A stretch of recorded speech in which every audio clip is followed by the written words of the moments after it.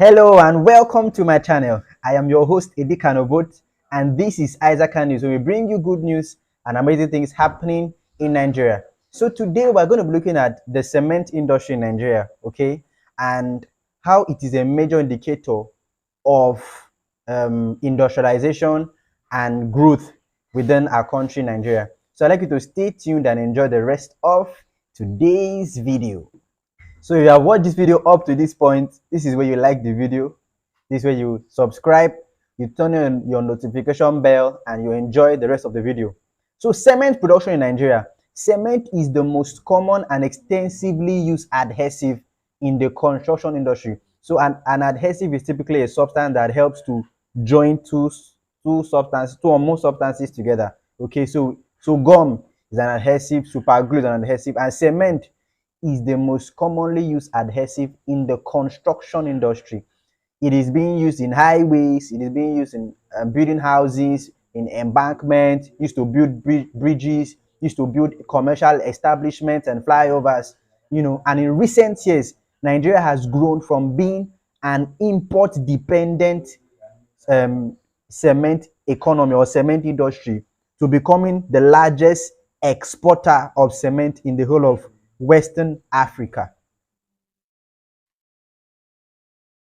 Nigeria possesses the largest cement industry within Western Africa, with at least 12 registered cement companies, which produce about 58.9 metric tons of cement annually. 58.9, pardon me, metric tons of cement on an annual basis. And very obviously, Dangote Cement is the largest cement producer in Nigeria and in West Africa, with a combined manufacturing power of about 28.5 metric tons of cement on a yearly basis. So why on earth am I talking about cement? Like I mentioned earlier in the video, cement is a major indices of the growth of a country. So when a country is undergoing an industrialization phase, it would show in many things, okay? And amongst many things, it would show in an increase in tax payment. It would show in an increase in engagement on the foreign market. It would show in an increase in foreign trade volume. It would show in an increase in international trade between different countries. It's going to show in an increase in tech startups. It's going to show in an increase, most times, not every time, in food production. It's going to show in an increase in cement use, because there'll be a lot of building going on. So despite the fact that Nigerian produces about 58.9 metric tons of cement on an annual basis, this is not still enough. We produce a lot of cement, but yet it is not enough to supply the local demand and the demand from overseas, because Nigeria actually exports a lot of the cement that she makes. Okay, but how else can this be an indicator? The fact that there is a high demand for cement means that there's a lot of industrialization going on. As we move further in the day, we're going to find out that just 25% of cement produced in Nigeria are being used to construct roads. A whopping 75% is being used for infrastructure development outside road construction. And because a lot of there's a whole demand from the private sector to set up different buildings. There's a lot of real estate. There's a real estate boom going on in big cities like Lagos, Abuja, and Kano. There's a lot of people setting up structures here and there, even in a supposed deteriorating economy. Yet the cement we produce as West Africa's largest producer cannot even sustain its own country's demand. This is a major indicator of the fact that there is a lot going on in Nigeria. Moving on, we're going to talk about the BUA group today and its cement unit. So the BUA group has actually diversified, just like Dangote Cement. The Dangote group, pardon me. Dangote group produces sugar, produces tomato, has as diversified into agriculture, has big rice farms and big tomato farms. The Dangote group right now is almost completing its refinery in Lekki Free Trade Zone. The Dangote group also has its very popular Dangote Cement, unit of the Dangote group. So we equally have the BUA group. BUA group also has its cement unit, has its agricultural unit, has its other tech unit. But we want to concentrate on BUA Group as per the work they are doing in the cement industry in Nigeria. So BUA Group, as part of furthering its nest and its cement production capacity, which recently it showcased its ultra-modern Sokoto cement plant, opening its doors to the Minister of Information and Culture. It has recently launched its ultra-modern cement producing plant in Sokoto, and then there was a lot of engagement from the media guys and from press and from even those in the political scene to come and check out the work that has been done and the prospects, the prospect that this factory has, and the addition that is supposed to add to the national GDP and equally to BUA Group's overall growth. So what this the BUA Cement Group has recorded more than 300% increase in production, more than 300% increase in production from 2015 up until now. So we're currently in 2022 as of when this video is being made. So between 2015 and 2022, there has been over 300% increase in BUA cement production. That is from about 3.5 million tons per annum in 2015 to about 11 million tons per annum as of 2022. So this is its current production capacity, 11 million tons per annum. As we speak, it is undergoing a lot of expansion, in order to increase its cement annual output to 17 million tons per annum by the year 2023. So you can see that there've been a lot of investment to increase production in years to come. In fact, the 3 million tons per annum line in the Sokoto plant, which was inaugurated by our President Muhammadu Buhari in January this year, has taken combined install capacity for the factory lines 2 and 3 to move to about 5 million tons per annum. So the factory in Sokoto, is trying to even upscale its production to about 5 million tons of cement per annum. Without trying to exaggerate too much, the BUA Cement Sokoto plant is one of the most modern cement plants anywhere. This plant was actually made to meet international standards, so that it will not produce substandard goods for the Nigerian market and then for the international market which it exports to. But then, despite all this, it is surprising that the per capita consumption of cement in Nigeria is less than 2.5 bags of cement. What that means is that based on the distribution, the demand of cement in the country, the average demand and supply is like about 2.5 bags per person in the demand, in the demand realm or the demand circle. Okay, but many countries, in fact, the standard is supposed to be things like 5 bags of cement per individual demand, so as to curtail and checkmate this the price of cement. So right now, Nigeria has a very low per capita consumption of cement, which is the major reason why cement is so costly. So we have had over 40% increase in demand for cement. So the demand for cement is higher than the supply, is higher than the production. This is the reason why the prices are high. As I hope we know, if we're looking at the demand and supply curve, when there is high demand and low supply, prices go up. But then when there is high supply and low demand, prices crash, which is what has just happened on our forex, our naira dollar forex world right now. So the naira earlier last week crashed to a record low of about 450 naira to a dollar. So a lot of our forex traders went to the market and bought a lot of dollars in order to make money from the increase in the exchange rate. But then the CBN at the same time pumped a lot of dollars into the economy.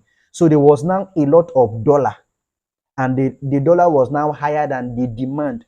So what happened as of 2 days ago? The naira now appreciated more than expected. Right now, naira is trading for 680 naira to a dollar.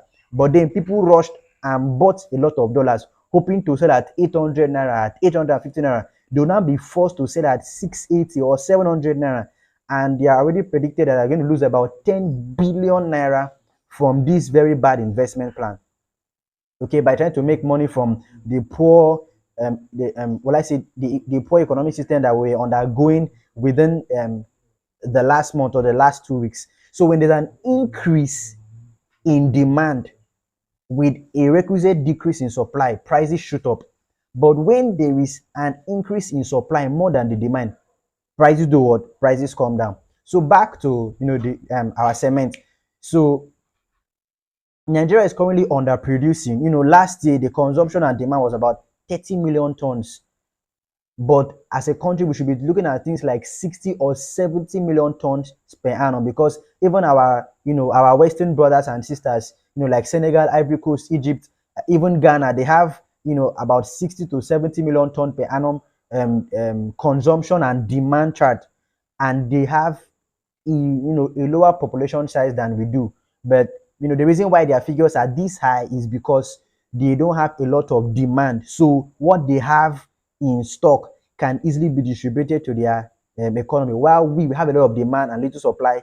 So there's a lot of competition, in the market. So so what's responsible for the high price of cement? Okay, is due to high demand. So where is this high demand coming from? One is the housing sector, the housing industry. So there's a lot of deficit in the housing sector of Nigeria. We are currently having a deficit of, let's say, between 17 to 18 million housing deficit, meaning that about let's just call it 20 million homes that should exist are not existing. And this has caused the increase in housing or rental fee. So if you live in places like Lagos or some very big cities, you would know that rent there is crazy. It is very high because the demand for housing is at the rooftop and the supply is just at the grass level. So because of excess demand for housing, what happens? The landlords can put a price anywhere, and you pay through your noses. So what the government is supposed to do is to carry the money it has, buy land, build massive skyscrapers, or just procure a very large plot of land and build houses in their millions. Houses should be built in their millions, where the landlord is the government. So if government spends billions or even trillions building houses, they would end up renting those houses for very cheap, at very cheap price, because they're government. So they will end up renting those houses for, let's say, 200. Okay, let's just say 500,000 to 500,000 would be like maybe the average price. I've even seen houses where the government build the houses and we plan to sell those houses for about 5 million naira. These houses have been built, roofed, and furnished, and the government wanted to sell them off. I don't remember the sale right now, for about 5 million naira. So if the government should produce and build, a lot of houses, it would force landlords to reduce their price, because now they would be commensurate supply to the demand. So if the demand is currently for 20 million houses, and we have, let's say, 10 more million houses available, it would crash the price of rental fee, the price of the cost of housing even in the big cities in Nigeria. So this is a major demand for cement, because we are trying to build a lot of houses and structures and corporate offices and other things. The demand for cement is very high, and is not about to get low any soon.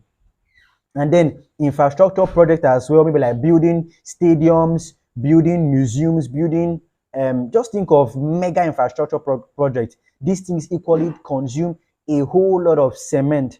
So this is the major reason why, this is a major, not the major, a major reason why there is high, the price of cement are very high. And also because the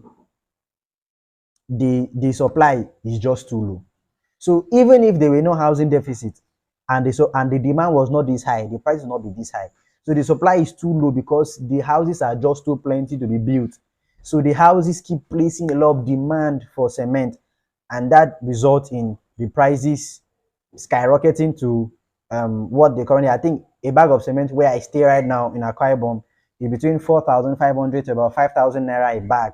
Imagine wanting to build a house or a 3-story building, or going to spend a lot of money trying to procure just cement on its own.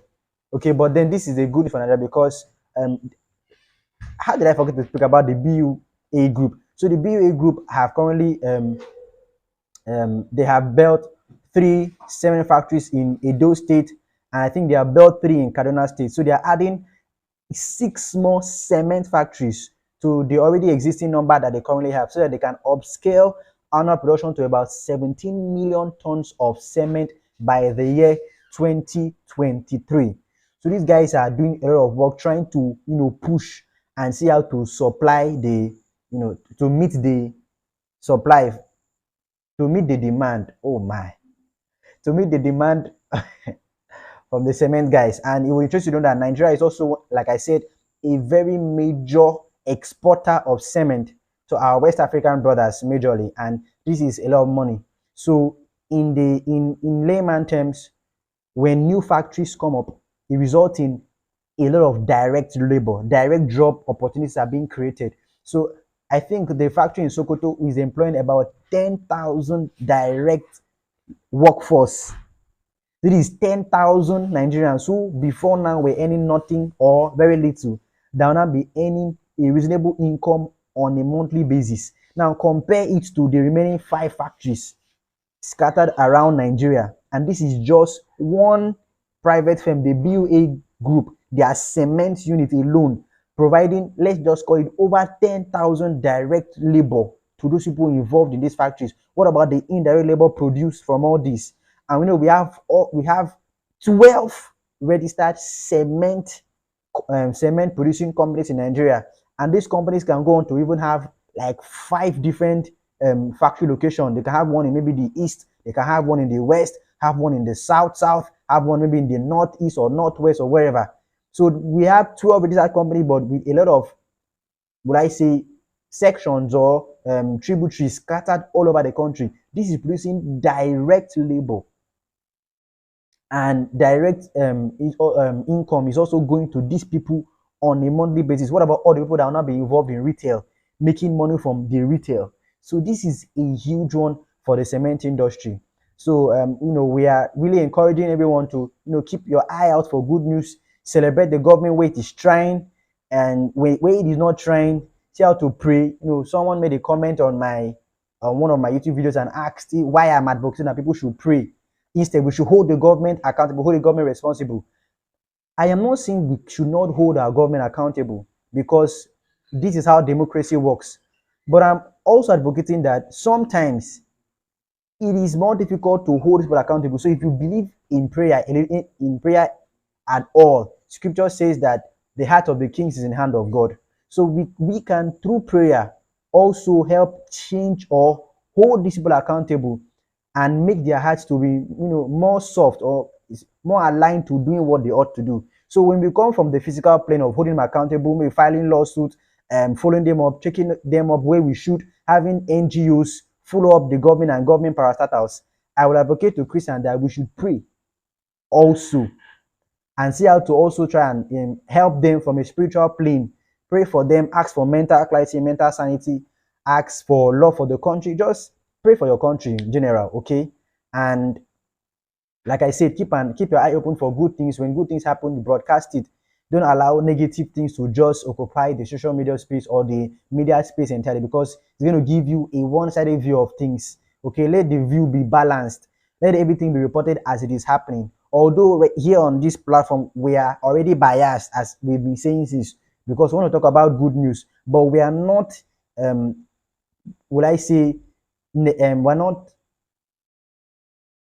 denying the fact that things are not palatable, that things are not, things are not rosy. Okay, but we're saying that in the midst of all this turbulence and turmoil, that certain good things are happening, and we are dedicated to telling you about these things. So we have already ended this video. If you watch to this point, this way you like the video, you touch that button. This way you subscribe. This way you engage in the comment section, and you can equally suggest videos you think I should talk about, or correct me where you think I'm wrong. Let's just keep talking as we've been doing already in the comment section. Until we see again, remain blessed.